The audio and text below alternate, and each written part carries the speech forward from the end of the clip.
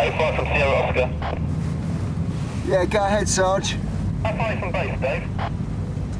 About 5-10 minutes. I think he's actually made his mind up.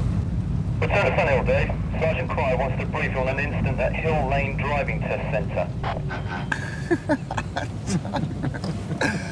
What's the problem, Sarge? Somebody failed their test and doesn't like it? No, someone's about to take his test. And apparently doesn't have to. The call's just come through from an examiner at the Hill Lane Test Centre, thanks, Polly. Len Hawkins. He's clocked this bloke in the waiting room, a Mr. Michael Gray.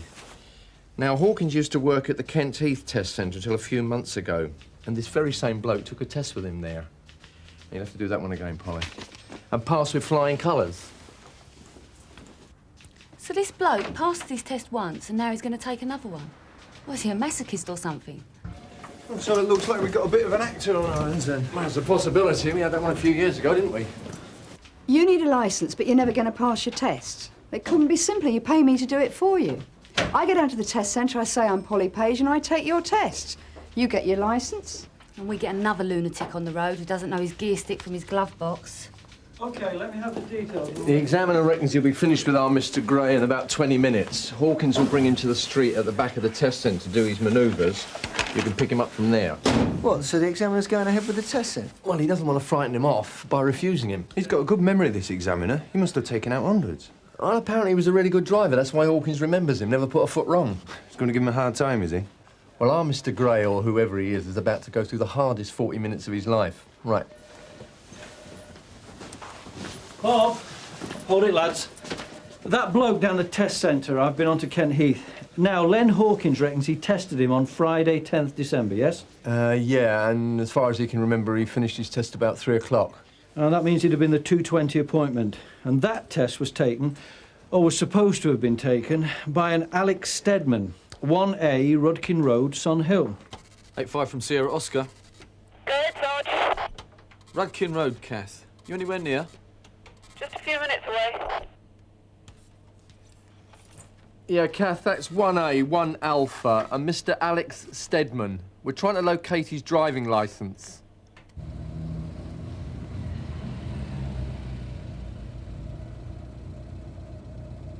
So, in his last test, he was Alex Steadman. And on this one, he's Michael Gray.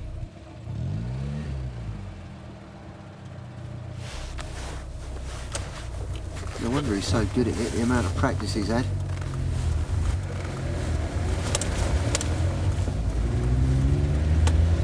So, what do you reckon the real Michael Gray's doing now, then, eh?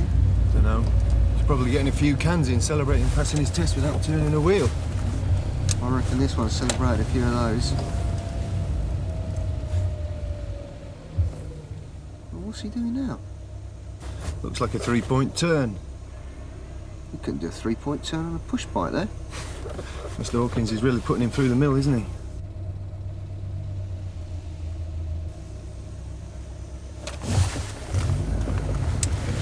Sierra Oscar from 85. Go ahead, Dave. Just coming to the end of his manoeuvres, Sarge. Getting his money's worth, isn't he? I've still got the highway code to get through yet, Sarge. Our Mr. Gray isn't having such an easy ride this time.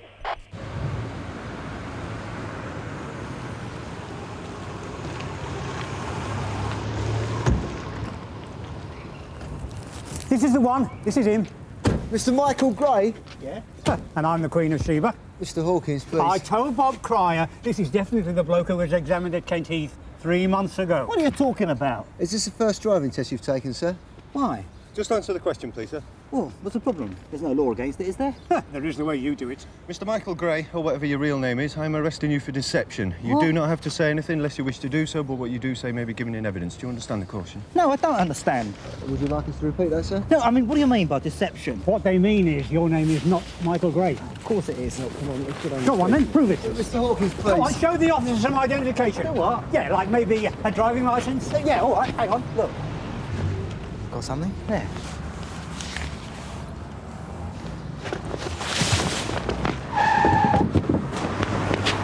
You are nicked, sunshine. Ow! You did our emergency stop, all right? OK. Full name, James Richard Fenner. Mr. Fenner has nodded, signifying yes. Address 2 Elverton Rise, Sun Hill. Yes. So who's Michael Gray of 52 Camber Road, Sunhill? He's a mate. Must be a very good mate, Mr. Fenner, for you to take his driving test for him. Yeah, he is. But Mr. Gray isn't a very good driver. He is a good driver. So why doesn't he take his own test? Mike always bottles out when he has to do a test. Goes to pieces. Oh, you thought you'd just help him out, yeah? Well, like I say, he's a mate. He asked. He was desperate. Job depended on it. I said, OK. Got a lot of mates, have you, Mr. Fenner? I don't understand. Yeah, you like to help out. Oh, no, hang on. This was a one-off. OK. So you've never done this before, then? No! This was an isolated act of charity, yeah? That's right. So who's Alex Stedman? Who? Of 1A Rudkin Road. You took a driving test for him, Mr. Fenner, at the Kent Heath Test Centre 3 months ago. Friday, 10th of December, 2:20 in the afternoon. Yeah, I'm at 1A Rudkin Road, Sarge. There's no answer from the house and no sign of Mr. Stedman. We'll ask round the neighbours, see if anyone know where he might have got to. OK, Kathy. Not exactly house-proud, is he, our Mr. Stedman? I don't reckon there's anyone living here. I don't do this for a living, you know. So what exactly do you do for a living, Mr. Fenner? This and that. And it pays, does it, isn't it? I get by. Especially with the odd little top-up now and again. Look, Mr. Fenner, Mr. Hawkins at Hill Lane has identified you as the man he took out for a test at Kent Heath on Friday the 10th of December. Only then you were calling yourself Alex Stedman. What my colleague is saying, Mr. Fenner, is that you left more trails than a Yeti in a snowstorm. So why don't you stop playing these games, tell us who else you worked this scam for? I did it to help my mate Mike. Today was a one-off. I've never done it for no one else. He claims he's never been to Kent Heath and he's never heard of Alex Stedman. Well, according to Fenner, today was a one-off for a mate with bottle problems. Well, Adam and Kathy are still talking to Stedman, so we might get a bit more out of him. In the meantime, you two better bring in the nervy Mr. Gray. What's old Stedman done then? Never you mind what he has or hasn't done. Couldn't it be much, whatever it is? Why? Isn't he the type to get into bother then? You could say that. Look, for the last time, son, is your father in? But he'll tell you just the same as me. Just get him. What's going on? They want to talk to Mr. Stedman, Dad. Mr. Stedman? Number 1A.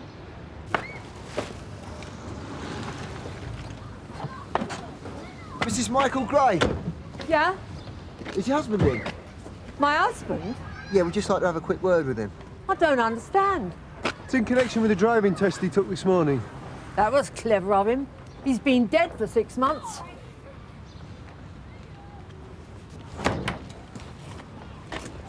Must have been well over a year ago Alex passed on. Do you know if he left a forwarding address? No, you don't understand. Passed on, passed away. He died.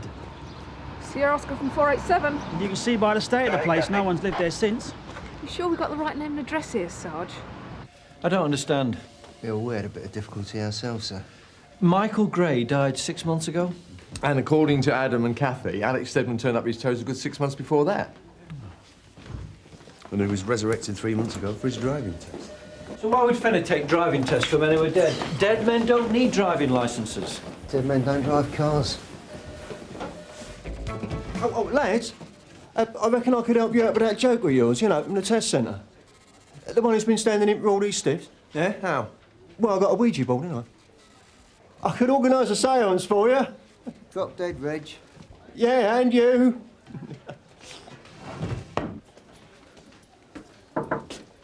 Oh, there you are. Why don't you have a word with Mrs. Fenner? Hey? I think it's worth a try. Not if she's anything like her old man. It's like getting blood out of a stone. Well, that's why I want you to ask his missus a few questions. I've checked with the CPS. We definitely got Fenner on deception, but why he's doing it and who he's selling these licences on to, that's what I really want to know. Sarge? Nothing on file for James Richard Fenner. Well, not even a parking ticket? The man's never put a foot wrong. Till today. Michael Gray and Alex Stedman, see what we've got on them. But they're dead, Sarge. We picked up your husband a couple of hours ago, Mrs. Fenner. He was taking a driving test for Mr. Michael Gray. Does the name mean anything to you? No. What about, Alex Stedman? Never heard of him. Is that all you wanted? You don't exactly sound too surprised by all this. So, what's the SP, Mrs. Fenner? Ask Jimmy. Jimmy's not saying. And I don't know. Look, Jimmy goes off in the morning, he comes home at night. I don't know what he gets up to, and I don't ask. That kind of relationship, is it? There's nothing wrong with our relationship. I just don't pry into his business, that's all. Well, what is his business, Mrs. Fenner? Only Jimmy's not telling us that either. Jimmy just does what he can. Like impersonating dead men? Like I said, I don't ask.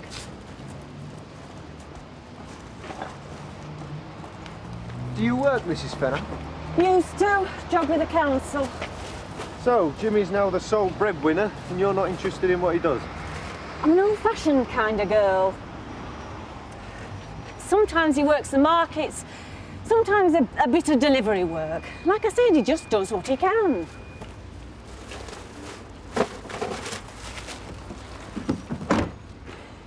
How long are you keeping him in for, anyway?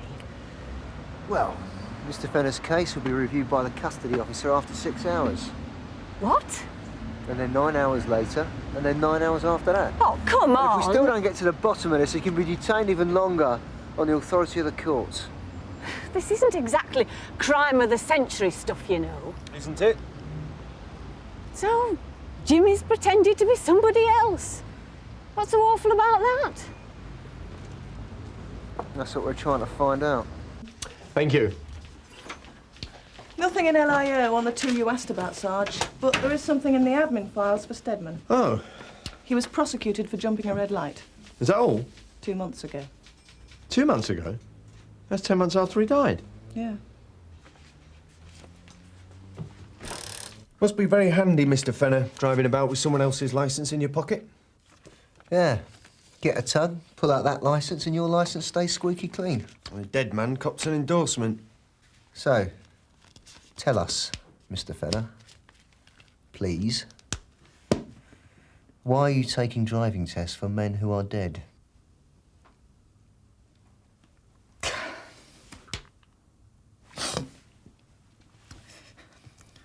I met this bloke in a pub. He said his name was Michael Gray. So he's not a mate? We got talking, and he said he had his driving test that afternoon. He knew he was going to blow it. He said there was 30 quid in it if I did it for him. But we all know that Michael Gray died 6 months ago, Mr. Fenner. He gave me a false name. And why would he want to do that? I don't know. There's some funny people about.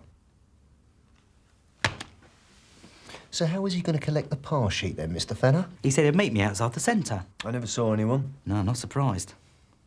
He must have been away like a greyhound. On steroids. Same thing happened with Stedman, did it?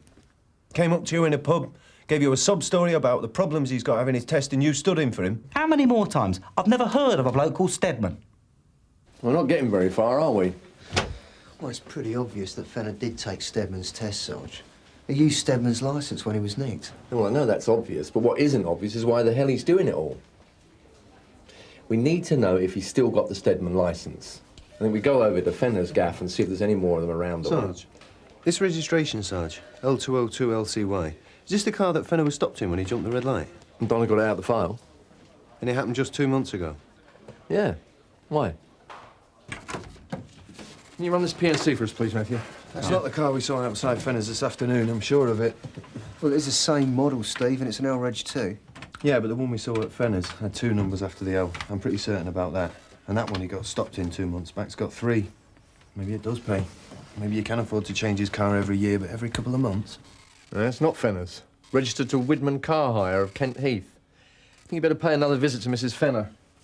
Cheers, Matthew.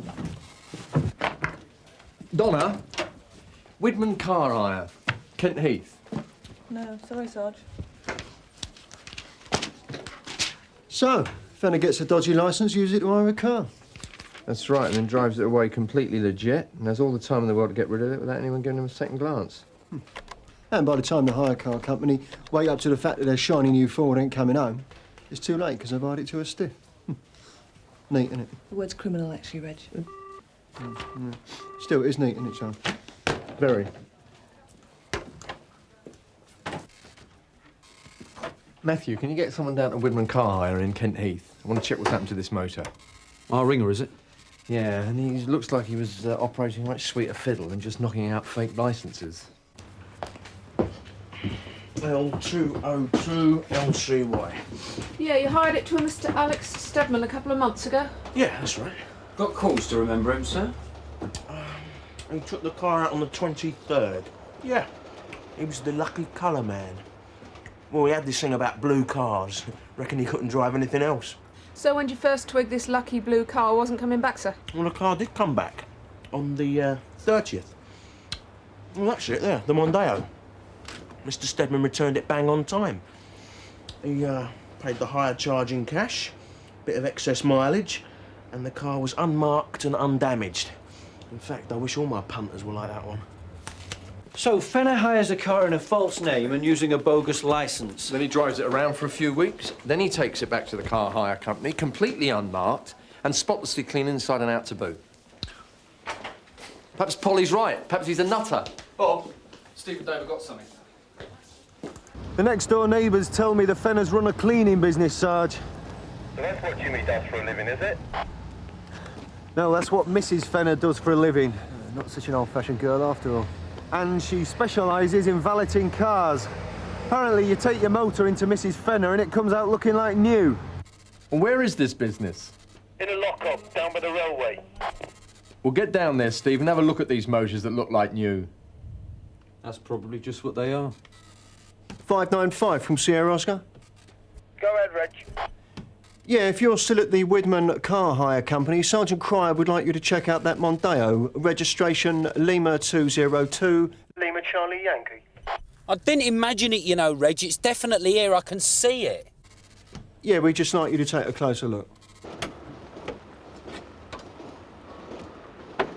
Engine number? It's there.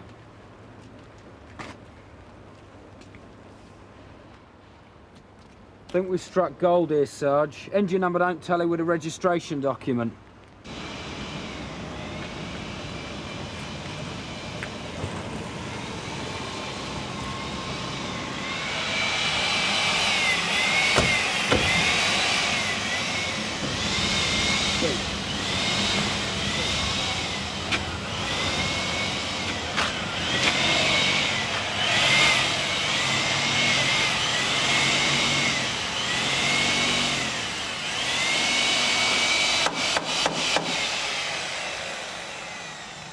That is one very clean engine, Mrs. Fenner, for a car that's done over 70,000 miles. Interview with Mrs. Jean Fenner. Officers present, P.C. Quinnan and P.C. Loxton. Interview commences at 13:25.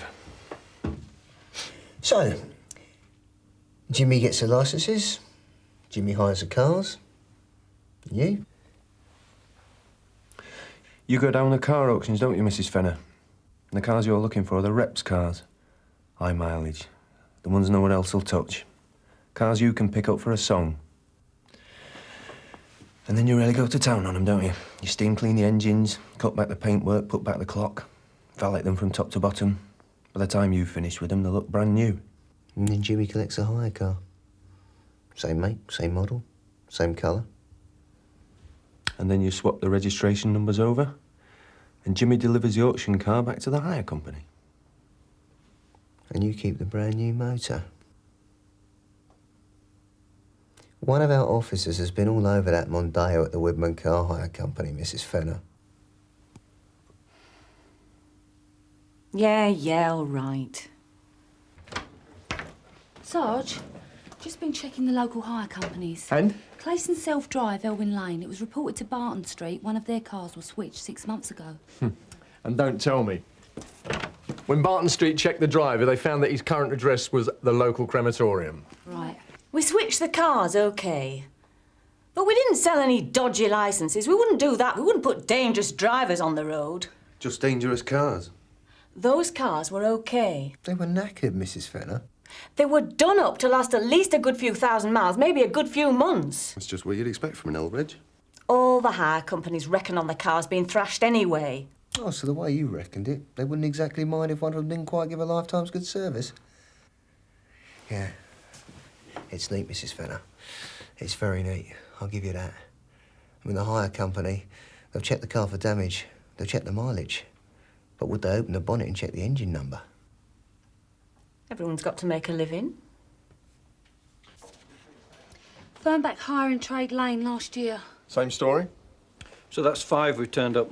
So far, they really are working a sweet little fiddle, aren't they? Mm.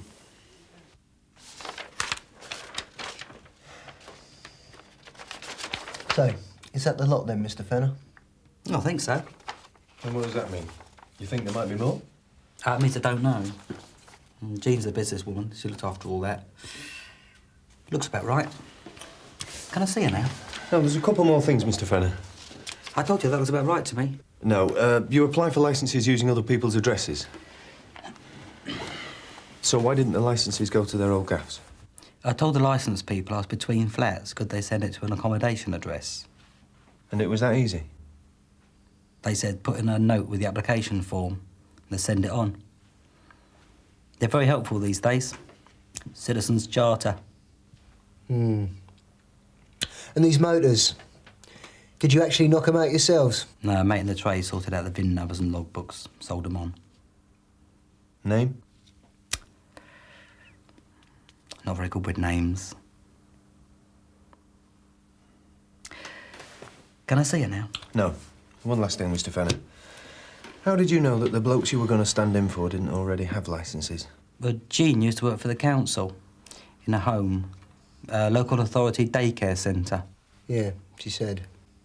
Well, I worked there too for a couple of months. I drove the care bus about, picked up the punters, found out who couldn't drive.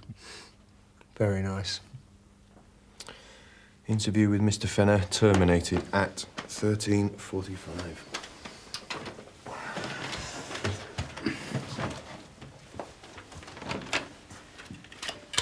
The council closed the place down last year. Oh, so it's down to the council, is it? If they hadn't shut the place down, the Fenners would have never have descended into a life of crime. They told us to retrain. Gave us a leaflet, self-help. So Jean said that's what we're going to do. We're going to retrain and then we'll help ourselves. Right, they're ready for you, Mrs. Fenner. How come the examiner remembered him anyway? He must have taken out hundreds in his time, and Jimmy's not exactly memorable. But he is a very good driver. Which is why he's stuck in the examiner's mind. According to Mr. Hawkins, on his last test, he was textbook. No mistakes, no nerves, like he'd been driving for years. Jean? Why do it, eh, Jimmy? Why go and break a habit of a lifetime and actually do something perfect for once?